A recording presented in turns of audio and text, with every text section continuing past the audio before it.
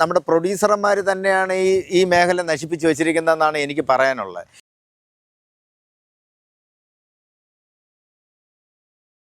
എന്തെന്ന് പറഞ്ഞു കഴിഞ്ഞാൽ നമ്മളെ പ്രൊഡ്യൂസർമാർ സിനിമ വിജയിക്കാൻ വേണ്ടി ചുമ്മാ തിയേറ്ററുകളിൽ ഇവർ തന്നെ പൈസ കൊടുത്ത് ആളെ കയറ്റുക. അപ്പോൾ ഇവർ തന്നെ ഈ പൈസ കൊടുത്ത് ആളെ കയറ്റിയിട്ട് ഇവർ തന്നെ പണവും മുടക്കി സിനിമയും എടുത്തിട്ട് പിന്നെ ഇവർക്ക് എന്താണ് കിട്ടണേ? അപ്പോൾ അത് ശരിക്കും പറഞ്ഞു കഴിഞ്ഞാൽ നിർത്തലാകണം. എന്ന് പറഞ്ഞാൽ ഒരു തിയേറ്ററിൽ സപ്പോസ് ഒരു തിയേറ്ററിൽ ആളില്ലെങ്കിൽ ആ ഷോ വേണ്ടെന്ന് വെച്ചാൽ മതി. അപ്പോൾ തിയേറ്ററിനും നഷ്ടമില്ല, നമുക്കും നഷ്ടമില്ല. ഇതിപ്പോൾ തിയേറ്ററുകാർ ഈ 10 പേരെ ഇവർ കൊണ്ടുവന്ന് പൈസ കൊടുത്ത് കൊണ്ടുവന്ന് കയറ്റുക എല്ലാ തിയേറ്റർ. അതായത് ഞാൻ ഈ കേരളത്തിൽ ഇങ്ങോളം അങ്ങോളം മൊത്തം സഞ്ചരിച്ചപ്പം ഓരോ സിനിമയ്ക്ക് ഞാൻ പേരെടുത്തൊന്നും പറയുന്നില്ല, ഇപ്പം തിയേറ്ററിൽ ഏതൊക്കെ സിനിമ കളിക്കുന്നുണ്ടോ എല്ലാ സിനിമയ്ക്കും അവർ തന്നെ പൈസ മുടക്കി ആളെ കയറ്റുകയാണ് ചെയ്യണത്. ഇതിന് തന്നെ ഇപ്പം പല യൂണിയനുകളും ഉണ്ട്, അതായത് ആളെ കയറ്റാനായിട്ട്. അപ്പോൾ ശരിക്കും പറഞ്ഞാൽ അതൊക്കെ ഒരു വളരെ മോശമായിട്ടുള്ള ഇടപാടാണ്. എന്ന് പറഞ്ഞാൽ സത്യം പറഞ്ഞു കഴിഞ്ഞാൽ സിനിമ മേഖല എന്ന് പറഞ്ഞാൽ പ്രേക്ഷകർ കാണണം, പ്രേക്ഷകരെ കയറ്റണം. അതായത് സിനിമ തിയേറ്ററിൽ വന്ന് കാണണമെങ്കിൽ നല്ല സിനിമകളുണ്ടാവണം. ആ നല്ല സിനിമ പ്രേക്ഷകരിലേക്ക് എത്തിക്കുമ്പോഴത്തേക്കും നിങ്ങൾ ചാനലുകാരാകട്ടെ, നമ്മളെ മീഡിയ എല്ലാവരും ഒത്തൊരുമയായിട്ട് പോവുകയാണെങ്കിൽ ചിലപ്പോൾ നിങ്ങൾക്ക് പരസ്യത്തിൻ്റെ പൈസ ചിലപ്പം ഒരു പ്രൊഡ്യൂസർ തന്നില്ല എന്ന് വരാം. അപ്പം അത് നിങ്ങൾ ശരിക്കും പറഞ്ഞാൽ അത് കണക്കിലെടുക്കാതെ സത്യം പറഞ്ഞു കഴിഞ്ഞാൽ ആ പ്രൊഡ്യൂസറിൻ്റെ കൂടെ നിന്ന് അയാളെ സപ്പോർട്ട് ചെയ്ത് പരസ്യമൊക്കെ കൊടുത്ത് അത് വേണ്ട രീതിയിൽ നിങ്ങൾ തന്നെ പ്രൊമോഷൻ ചെയ്ത് പോവുകയാണെങ്കിൽ ആ സിനിമയൊക്കെ വിജയിക്കും. ഇപ്പം നമ്മളെ കേരളത്തിൽ പല സിനിമകളും പരാജയപ്പെടാൻ കാര്യം എന്തെന്ന് പറഞ്ഞു കഴിഞ്ഞാൽ ഈ ആൾക്കാരെ കയറ്റുന്നതാണ്.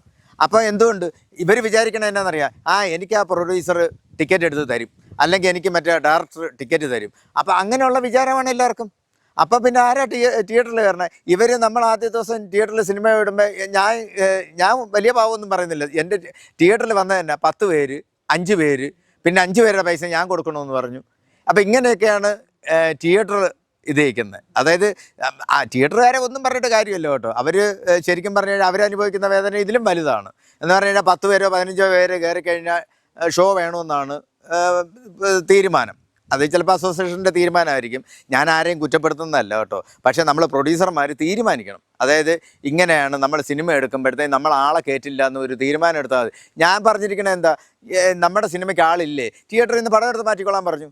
അപ്പോൾ ഇവർ പറയണത് എന്താണെന്നറിയാം, OTTക്ക് കൊടുക്കാനും അവിടെ കൊടുക്കാനും ഇവിടെ കൊടുക്കാനും തിയേറ്ററിൽ 2 ആഴ്ച കളിച്ചാൽ ഇവരെടുത്തോളൂ എന്ന് പറഞ്ഞാൽ അവരും മനുഷ്യരല്ലേ, അവരും അന്വേഷിക്കാൻ ആളെ വിട്ടിട്ടില്ലേ? അവരും ഈ കേരളത്തിൽ നമ്മളെപ്പോലെ തന്നെ അവരും ആളെ വിട്ടിട്ടുണ്ട്. അവരന്വേഷിച്ചിട്ട് കൊള്ളാമെന്നുള്ള സിനിമ മാത്രമേ അവരും OTTക്ക് ഇടുകയുള്ളൂ. അതിന് നമ്മൾ ആരും പറഞ്ഞിട്ട് ഇപ്പം ഒരു പ്രൊഡ്യൂസർ അവിടെയും ഇവിടെയൊക്കെ സ്വർണവും വിറ്റ് സ്ഥലവും വിറ്റൊക്കെ കൊണ്ടുവന്ന് ഒരു സിനിമ എടുത്ത് തന്നിരിക്കട്ടെ. ഇത് കഴിഞ്ഞിട്ട് ഈ സിനിമ റിലീസ് ചെയ്ത് നമ്മൾ തിയേറ്ററിൽ എത്തിച്ചു, പിന്നെ വീണ്ടും നമ്മൾ പണം കൊടുത്തിട്ട് ആളെ കാണിക്കാനാണെങ്കിൽ ഓപ്പൺ പ്ലേസിൽ ഈ സിനിമ കാണിച്ചാൽ പോരെ? എന്തിനും നമ്മൾ സിനിമ കൊണ്ടുവന്ന് തിയേറ്ററിൽ കാണിക്കണം? അപ്പോൾ ഫ്രീ ആയിക്കോളൂല്ലേ? അപ്പോൾ അതല്ല വേണ്ടത്. നിങ്ങൾ ഒറ്റക്കെട്ടായിട്ട് പ്രൊഡ്യൂസർമാരെല്ലാവരും ഒറ്റക്കെട്ടായിട്ട് നിങ്ങൾ തീരുമാനം എടുക്കണം. നമ്മൾ തിയേറ്ററിൽ പടം വിട്ട് കഴിഞ്ഞാൽ നമ്മൾ ആളെ കയറ്റത്തില്ല എന്നൊരു തീരുമാനം എടുത്തു കഴിഞ്ഞാൽ സിനിമകളെല്ലാം വിജയിക്കും. അല്ലെങ്കിൽ നിങ്ങൾ തന്നെയാണ് സിനിമ നശിപ്പിക്കുന്നതെന്നേ ഞാൻ പറയുള്ളൂ. എൻ്റെ അനുഭവമാണ് ഞാൻ പറയണത്. എനിക്കിപ്പം നിലവിൽ കേരളത്തിൽ അങ്ങോളം ഇങ്ങോളം ഞാൻ തിയേറ്റർ എടുത്തപ്പം എനിക്ക് കിട്ടിയ ഒരു മെസ്സേജാണ്, അല്ലെങ്കിൽ എനിക്ക് കിട്ടിയ ഒരു പ്രയാസമാണ്, എനിക്കുണ്ടായ വേദനകളാണ്. എനിക്ക് പൈസ പോയതോ അല്ലെങ്കിൽ വന്നതോ ആകട്ടെ, ഞാൻ പറഞ്ഞ ആർക്കും പൈസ നഷ്ടപ്പെടാതിരിക്കണമെങ്കിൽ, പിന്നും നഷ്ടപ്പെടാതിരിക്കണമെങ്കിൽ നമ്മൾ സിനിമ എടുത്തു. ആ സിനിമ നമ്മൾ കാണിക്കാൻ വേണ്ടിയാണ് എടുത്തത്, പ്രേക്ഷകരെ കാണിക്കാൻ വേണ്ടി, ജനങ്ങളെ കാണിക്കാൻ വേണ്ടി. ആ ജനങ്ങൾ എന്തുമാത്രം ആത്മാർത്ഥതയിൽ അത് കാണുന്നതെന്നറിയാൻ പാടില്ല. ഞാൻ എൻ്റെ പാട്ട് ഒരു ചാനലുകാരന് കൊടുക്കാൻ വേണ്ടി പോയപ്പം പുള്ളി പറഞ്ഞു, ഞാൻ അങ്ങോട്ട് പൈസ കൊടുത്തു കഴിഞ്ഞാൽ ഈ ചാനലിൽ റിലീസ് ചെയ്യാമെന്നാണ് പറഞ്ഞത്. അപ്പോൾ അങ്ങോട്ട് പൈസ, ഞാനിപ്പോൾ ഓൾറെഡി ഈ പാട്ടുകൾക്കൊക്കെ പൈസ മുടക്കിയിട്ടാണല്ലോ ഞാൻ ഈ പാട്ട് എടുത്തിരിക്കുന്നത്. അപ്പം പിന്നെ തിരിച്ച് അവർക്ക് കൂടെ പൈസയും കൂടെ കൊടുത്തിട്ട് ഈ പാട്ട് അവർക്ക് എഴുതിയും കൊടുക്കണം. അപ്പം വരുന്ന വരുമാനമോ അത് അദ്ദേഹത്തിനാണ് കിട്ടണത്, എനിക്ക് കിട്ടത്തില്ല. അപ്പം ഞാൻ എൻ്റെ ഒരു സുഹൃത്ത് പറഞ്ഞു, ബ്രൈറ്റ് ചേട്ടൻ ഒരു കാര്യം ചെയ്യ്, നമുക്കൊരു ചാനൽ തുടങ്ങാം, ആ ചാനൽ വഴി നമുക്ക് ഈ പാട്ടുകൾ റിലീസ് ചെയ്യാം. അപ്പോൾ അങ്ങനെ റിലീസ് ചെയ്യുമ്പോൾ ചേട്ടൻ ഇത് കിട്ടും. അപ്പം വേറെ ഒരു ചാനലുകാരൻ പറഞ്ഞ്, ചേട്ടൻ ചാനലിട്ട് കഴിഞ്ഞാൽ ഒരു 300 പേര് അല്ലെങ്കിൽ 400 പേര് മാക്സിമം കാണും, അല്ലെങ്കിൽ 200 250 ഇതേ കാണുള്ളൂ എന്ന് പറഞ്ഞു. അപ്പോൾ ശരി, അങ്ങനെയാണെങ്കിൽ അങ്ങനെ എന്ന് വിചാരിച്ചിട്ട് ആദ്യം തുടങ്ങിയ ഒരാളുണ്ടല്ലോ ഈ യൂട്യൂബ് ചാനൽ, അപ്പോൾ അയാൾക്കും ഇതേപോലെ തന്നെ ആയിരിക്കില്ലേ വരുന്നത്. അപ്പോൾ അതുകൊണ്ട് ഞാൻ തന്നെ ഒരു ചാനൽ ഓപ്പൺ ചെയ്തു. പക്ഷേ ആ ചാനലിൽ ഇട്ടപ്പോഴത്തേക്കും സബ്സ്ക്രൈബ് കുറവാണ്. ഞാൻ ഉള്ളതാണ് പറയുന്നത് കേട്ടോ. ഏതാണ്ട് ഇപ്പം ഇത്രയും ഒരു 1.5 മാസത്തോളം ഞാൻ ഈ പാട്ട് ഇട്ടിട്ട്, അപ്പം എനിക്ക് വന്നത് 300 ചില്ലുവാനും മിച്ചമാണ് എനിക്ക് സബ്സ്ക്രൈബ് വന്നത്. ഞാൻ പറഞ്ഞതെന്ന് പറഞ്ഞു കഴിഞ്ഞാൽ ഈ പാട്ട് കേട്ട് ആ ചാനലിൽ സബ്സ്ക്രൈബ് ചെയ്താൽ മാത്രമേ ഉള്ളൂ നമുക്ക് യൂട്യൂബിൽ നിന്ന് എന്തെങ്കിലും വരുമാനം കിട്ടുള്ളൂ. അപ്പം നമ്മൾ ഇത്രയും ലക്ഷങ്ങൾ മുടക്കി ഒരു പാട്ടെടുത്തു, അല്ലെങ്കിൽ ആ പാട്ട് പ്രേക്ഷകരുടെ മുമ്പ് എത്തിച്ചു, അത് നല്ല പാട്ടാണെന്ന് നിങ്ങൾ തന്നെ അതിനടിയിൽ കമൻറ്റ് ചെയ്തിട്ടുണ്ട്.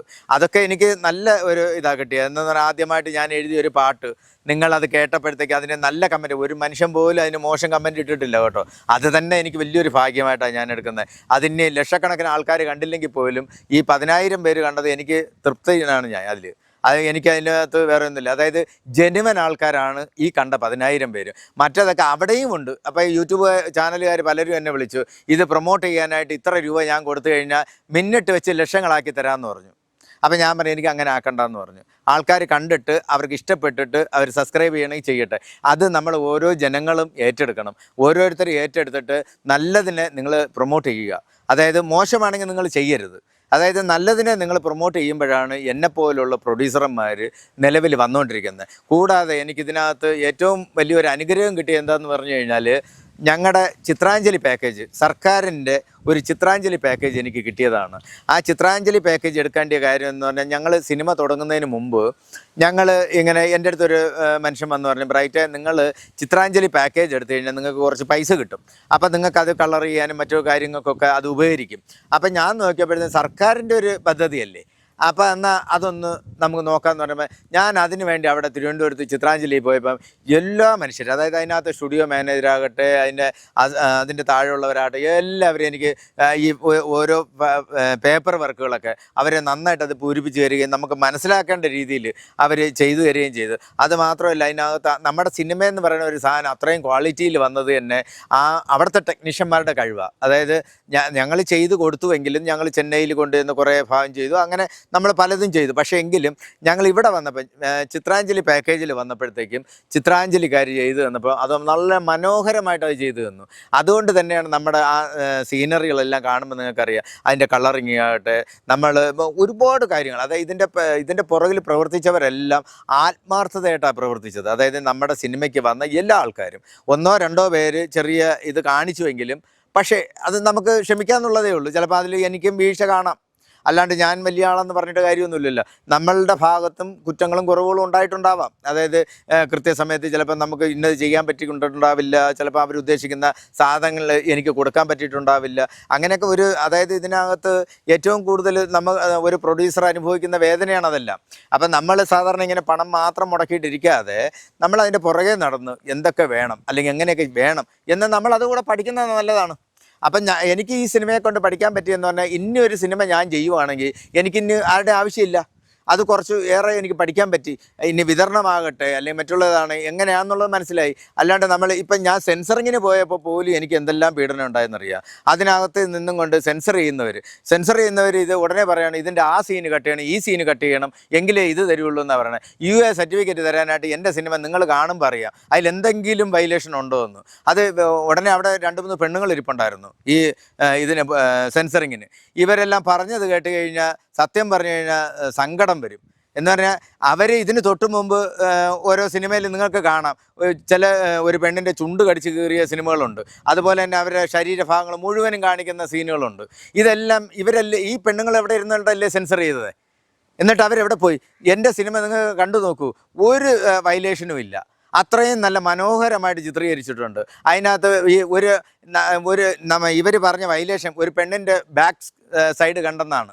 അപ്പോൾ ഈ ബാക്ക് സൈഡ് കണ്ടതിന് വയലേഷൻ ആണെങ്കിൽ നമ്മുടെ കേരളത്തിലിരിക്കുന്ന ഇന്ത്യയിലിരിക്കുന്ന ക്യാമറകളെല്ലാം എടുത്ത് കളയേണ്ടി വരും. എന്ന് പറഞ്ഞാൽ ഡെയിലി ഇതിൻ്റെ ഫ്രണ്ടും പുറവും എല്ലാം നമ്മൾ ഇത് റീഡിങ് ആയിക്കൊണ്ടിരിക്കുകയാണ്. അപ്പോൾ അത് മനസ്സിലാക്കിയാൽ മതി. അപ്പോൾ അതൊക്കെ ഞാൻ അവിടെ കിടന്നുകൊണ്ട് എന്തെല്ലാം ബഹളം ഉണ്ടാക്കിയെന്നറിയാം. ആ സെൻസറിങ്ങിന് ഓഫീസറിനകത്ത് ഒരാൾ, ആ ഓഫീസിനകത്തുള്ള ഒരാൾ, അദ്ദേഹത്തിൻ്റെ പേരിപ്പം ഞാൻ മറന്നുപോയി, പക്ഷെ അദ്ദേഹം എനിക്ക് നല്ല ക്ലിയർ ആയിട്ട് ഓരോ കാര്യങ്ങൾ പറഞ്ഞത്. അയാൾ മാത്രമേ അതിനകത്ത് ഒരു ആത്മാർത്ഥത ഉള്ളൂ എന്ന് ഞാൻ പറയുള്ളൂ. എന്ന് പറഞ്ഞാൽ ബാക്കിയെല്ലാം അങ്ങനെ. അതിന് പിന്നെ അവിടുത്തെ സ്റ്റാഫുകൾ വേറെ കുറച്ചുണ്ട് കേട്ടോ, അവരൊന്നും ഒരു കുഴപ്പമില്ല. പക്ഷേ ഈ സിനിമ കാണാൻ വന്നിരുന്നവർ പക്ക ഫ്രോഡാണ്. എന്ന് പറഞ്ഞു കഴിഞ്ഞാൽ ഈ നമ്മളെ സെൻസർ ചെയ്യുക എന്ന് പറഞ്ഞാൽ ഏത് സിനിമ കൊണ്ടുവന്ന് കൊടുത്താലും ഇവർ 5 പേരാണ് കാണുന്നത്. ഈ 5 പേര് കണ്ടു കഴിഞ്ഞാൽ എന്താണ് സെൻസറാകണേ? അല്ലെങ്കിൽ എന്താണ് ഇവർ ഉദ്ദേശിക്കുന്നത്. അപ്പം പിന്നെ നമ്മൾ ഇതിന് ഇത് കൊടുക്കണം. എന്തിനാണെന്നറിയാം, ഇതിന് പരാതി ഉണ്ടെങ്കിൽ അടുത്ത് വേറെ ഒരു കമ്മിറ്റിക്ക് കൊടുക്കണം. പിന്നെ അവരെയും നമ്മൾ തീറ്റിപ്പോറ്റിക്കണം. മനസ്സിലായില്ലേ? അതാണ് നമ്മൾ ഒരു പ്രൊഡ്യൂസർ ഒരു സിനിമ കൊണ്ടുവന്ന് കാണിക്കുമ്പോൾ മിനിമം ഒരു 20 പേരെങ്കിലും ആ സെൻസറിങ് ഓഫീസിനകത്തിരുന്ന് കാണണം. ഈ സാധനം 20 പേരുടെ അഭിപ്രായം എടുക്കണം. അതും ഇവർ വിളിക്കുന്ന ആളല്ല, ഈ പ്രൊഡ്യൂസറുടെ ഭാഗത്തു നിന്ന് ഒരു 5 പേര് പോകണം. അവിടെ വഴിയേ പോകുന്നവരെ ഒരു 5 പേരെ വിളിക്കണം. അങ്ങനെയൊക്കെയാണ് ഈ സിനിമ കാണിക്കുന്നതെങ്കിൽ സെൻസറിങ് അവർ പറയും, ആ നാട്ടുകാർ പറയണം. ആ നാട്ടുകാർ അല്ല ഈ പടത്തിൽ ഇന്ന പ്രോബ്ലം ഉണ്ടെന്ന് അവർ പറയുകയാണെങ്കിൽ ഇവരെന്താണ് പഠിക്കണേ? ഇവർ ചുമ്മാ ഒന്നുമില്ല, ഇത് കഥ കൊടുത്തണ എന്തൊക്കെയോ വായിക്കുന്നു, എന്തൊക്കെയോ ചെയ്യുന്നു.